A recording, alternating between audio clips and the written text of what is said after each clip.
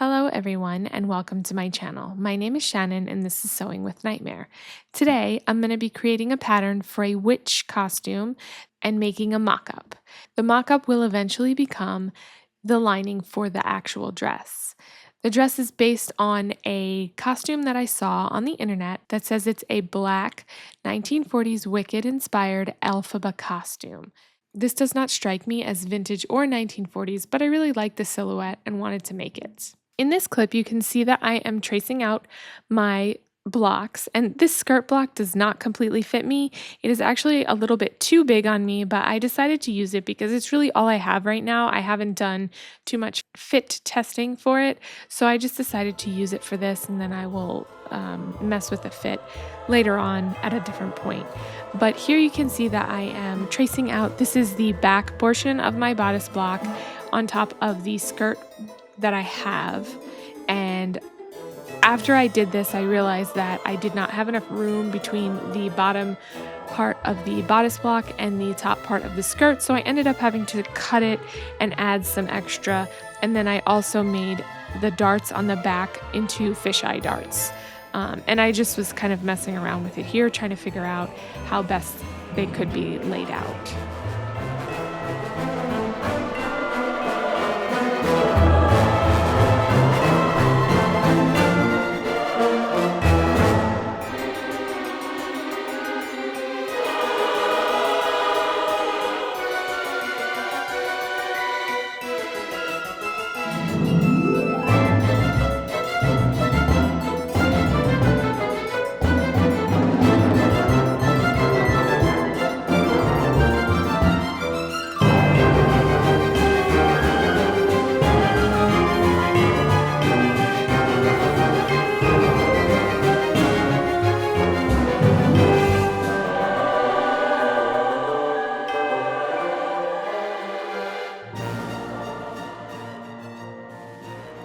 So here is where I decided to split the pattern apart and add a few more inches in between. Then I blended out the curve and added my seam allowance back into the bodice block and cut the pattern out. And from there, I used this back piece in order to kind of make the waistband of the front piece and use my bodice block and the skirt block to make the rest of it.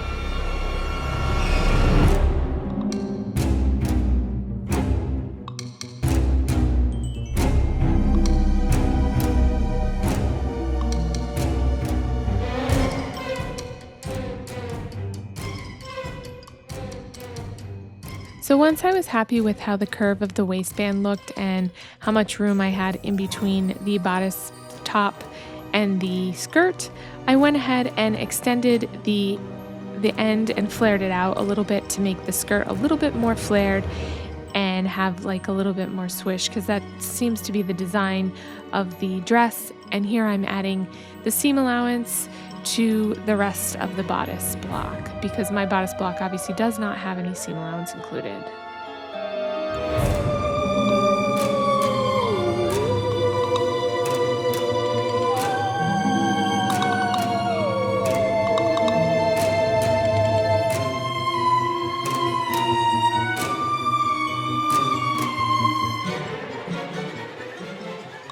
So here you can see that I am using the piece that I already created. Unfortunately, I guess I did not record that, creating that front of the bodice. And I'm using the back piece in order to trace out how I want the skirt part to go on the front and the back, along with tracing out the darts that I have already created, the fisheye darts that I had already created in the back. The way that I created the front part was using my bodice block. I took and traced one side, then flipped it over and traced the other side, and then I cut off part from like the shoulder across the chest and down, because the piece is crisscross in the front and button, and then it has like a strip of fabric down each side. So that's what I did for the front piece, and then I used this piece in order to trace, and then you'll see how I'm going to trace out the line down from where I made this bodice block. Now, later on, I do make some modifications to it and I make it a little bit wider. You'll see those pattern modifications after the first mock-up.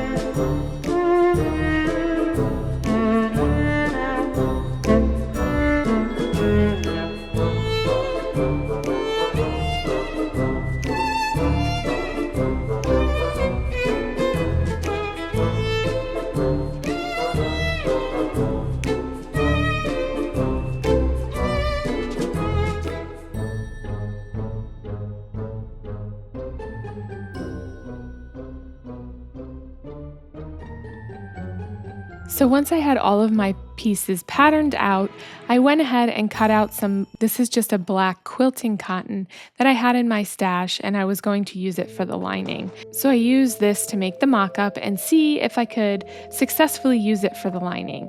This is my front piece. At first I had two darts. I had a side dart and the fisheye dart at the waist. I ended up taking out the fisheye dart because it just made it lay weird and it did not add anything to the pattern.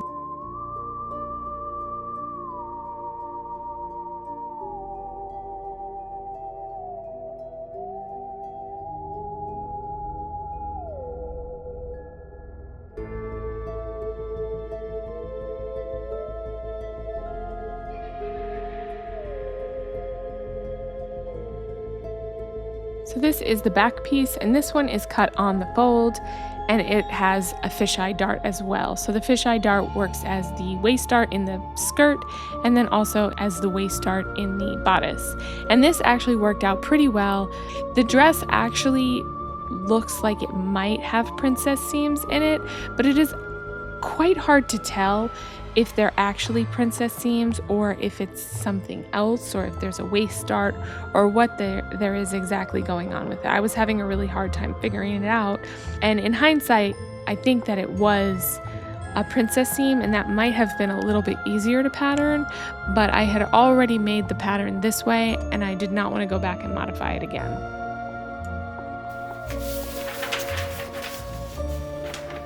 So I created a sleeve sloper, I forgot what it's called, and now I'm going to slash and spread, and you can see that I've made all my lines here, so I'm going to slash down the middle and cut into these and then spread them apart. So this is to create a leg of mutton sleeve that is going to be used for this pattern. So I did this based off of a tutorial that I saw on Sew Anastasia, where she shows you how to make a leg of mutton sleeve using a sleeve sloper, so I had to create the sleeve sloper first because I did not have one, and then make slash and spread to make the leg of mutton sleeve. And you can basically make it as big as you want. However, once I made the mock-up sleeve, I realized that it actually wasn't long enough and the wrist portion of it was just a little bit too tight, so I had to add a little bit of extra length to the sleeve in order for it to meet the armpit, and I'm gonna have to make another mock-up and see if that will work.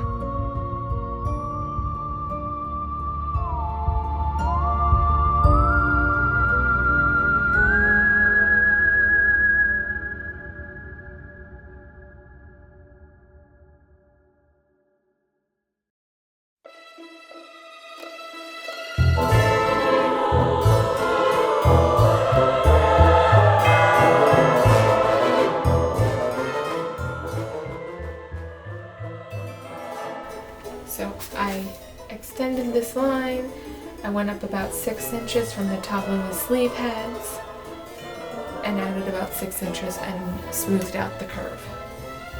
Now I'm going to add my seam allowance in because I don't have any seam allowance on this.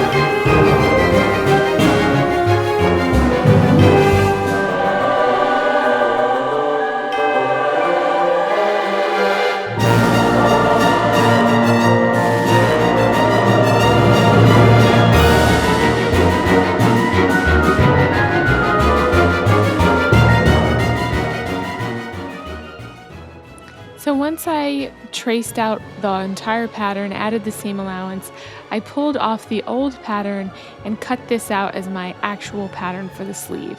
And this sleeve is actually quite large. You will see in just a moment. After I did all of that, I cut out fabric for a mock-up of the sleeve.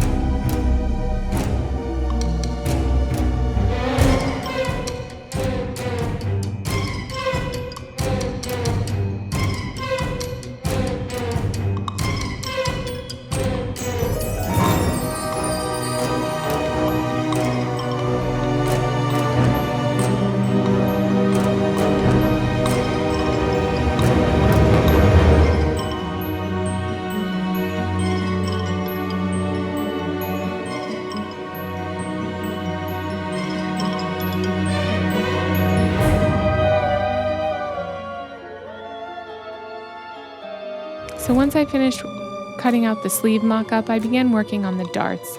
And of course, Nightmare decided that it was time for some Nightmare snuggles. And so of course I had to give him some Nightmare snuggles. This camera angle is not the best, but you can see that he is on top of me, clawing my neck and requesting snuggles.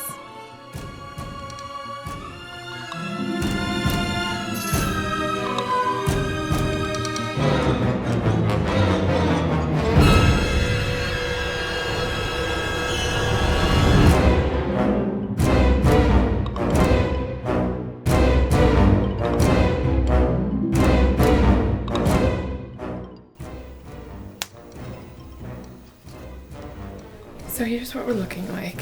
So the top part actually looks pretty good, and so does the back. I really don't think I need to make any changes to the pattern on the back. And the side seams looks pretty good.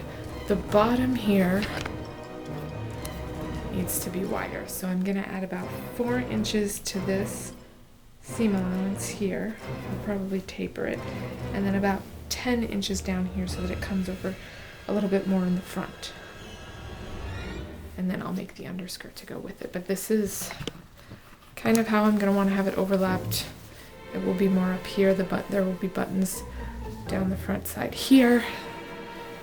This side has an overlap on the inside. I haven't quite figured out the collar situation. I opened up the armhole just a little bit because it was too small. And I took out the fisheye darts that I had put in the front because they just didn't sit right. So these darts are okay. They're not perfect. I'm gonna have to have buttons on the inside to hold this, and I think it will look okay. So So after saying all of that, I ended up making a pattern that I decided I didn't actually like the silhouette of.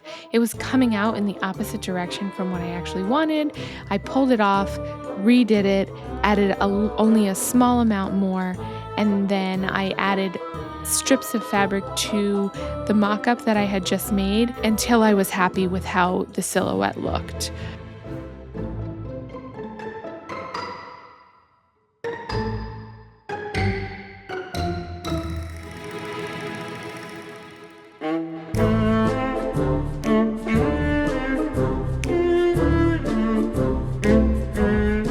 So once I added to the pattern, I cut out a strip of fabric and added that to the mock-up to see if it was going to look how I wanted it to look. And it was getting closer.